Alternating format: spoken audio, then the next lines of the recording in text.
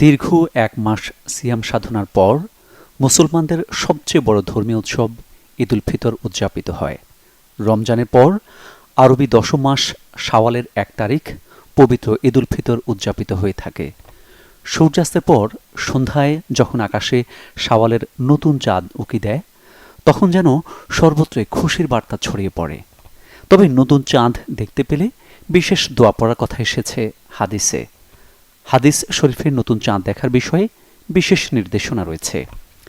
তালহা ইবনে Ubaidullah রাদিয়াল্লাহু থেকে বর্ণিত, রাসূলুল্লাহ সাল্লাল্লাহু আলাইহি ওয়াসাল্লাম যখন নতুন চাঁদ দেখতেন তখন পড়তেন, আল্লাহু আকবারু, আল্লাহুম্মা আহিল্লাহু ওয়ালাইনা বিল আমনি ওয়াল ইমানি ওয়াসালামাতি ওয়াল ইসলামি ওয়াত তাওফিকি লিমা তুহিব্বু রব্বুনা ওয়া তারজা রব্বুনা ওয়া রব্বুকুল্লাহ, যার অর্থ আল্লাহ সবচেয়ে বড়।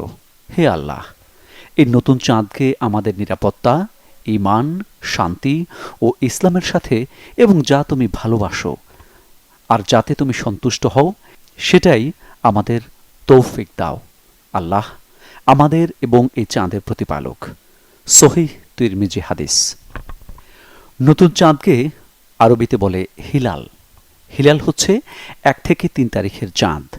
অন্য হাদিসে আছে, আব্দুল্লাহ ইবনে ওমর রাদিয়াল্লাহু তাআলা বলেন, আমি রাসূলুল্লাহ সাল্লাল্লাহু আলাইহি সাল্লামকে বলতে শুনেছি, তোমরা রমজানের চাঁদ দেখলে সিয়াম পালন করবে এবং তা দেখে ইফতার করবে, আর তোমাদের কাছে আকাশ মেঘাচ্ছন্ন থাকলে তার হিসাব ৩০ দিন পূর্ণ করবে।